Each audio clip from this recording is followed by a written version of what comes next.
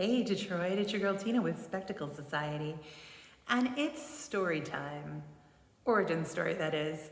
I wanted to give you guys a little understanding of why Spectacle Society came into being and why I do what I do.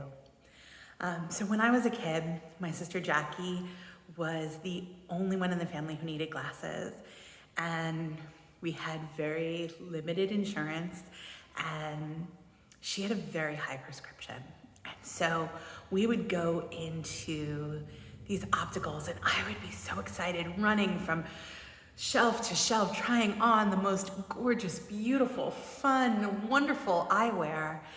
And for Jackie, she had two pairs to try on generally, ugly and uglier. We were limited by our insurance, and these choices made Jackie realize that she was going to spend another year hating how she looked.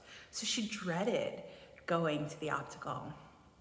But for me, it was a place of excitement. Who was I going to be if I put on this pair of glasses? What was I going to look like if I wore this pair of glasses?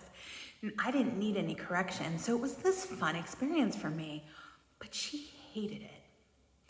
Now, I always felt like I saw the world differently. I feel like I see beauty in areas that people don't necessarily look to. I love the beauty and uniqueness.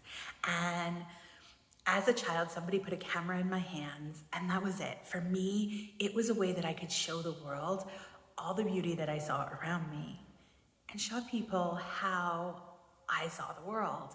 And it was incredible. And it landed me in art school. And when I was in art school, I took classes on optics. And I was actually studying the way your camera is designed to mimic the human eye. And I thought it was fascinating. I became so obsessed with how light is perceived and how color is perceived and shapes. And it just was such an exciting thing for me. And I ended up learning how to do tech work for an ophthalmologist while I was putting myself through school. So it was an incredible experience. And I went on to work as a photographer and help people see the beauty in their uniqueness. And I really loved that. But there came a point where I was looking for work post 9/11, when there were no money for the arts, and I was looking for more stable work, and I decided I'm going to go back into optics because it's what I really love, and I really appreciate it. And I found opticianry, and when I found opticianry, everything just clicked for me. It was like heavens opening up, choirs of angels singing, if you believe that stuff, sun shining down on me. All those silly movie tropes actually happened to me, and I felt like I found my calling. I was able to use eyewear as a way to help people express who they are, and I just found this medium incredible. I got to help people every single day feeling amazing in their eyewear. So I studied, I got my certification, I devoted my life to doing the absolute best job that I could do, to learning as much about optics as possible so that the people who trusted me with their vision were in good hands.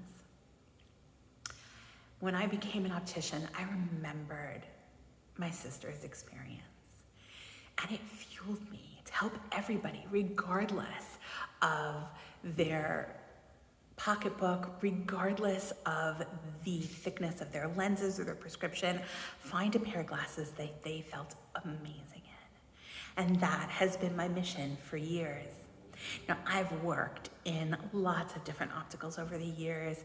I've managed opticals, I've taught opticians, I've had a wonderful, fulfilling career, but I will tell you that in every single space that I've been in, there have been certain levels of frustration for me, where I felt that portions of our community were not represented.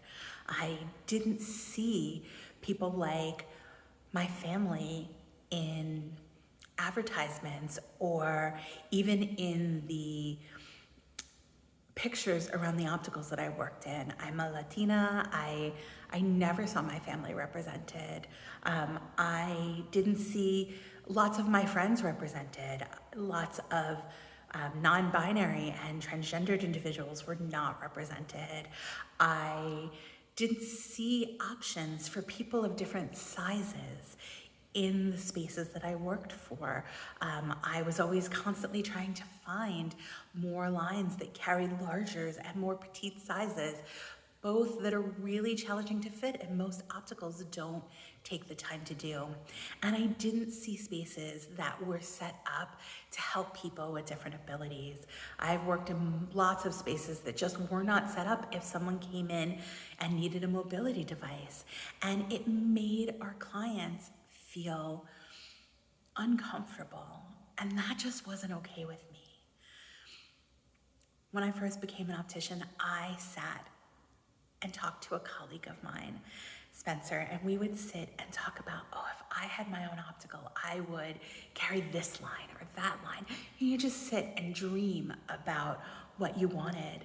And over the years, I have spent a lot of time dreaming about creating a space that was accepting of everybody, that represented all different types of people, all different sizes and ages and races and body types. And I just wanted a space where everyone coming in felt comfortable and felt like they could spend their time focusing on finding eyewear that makes them feel wonderful.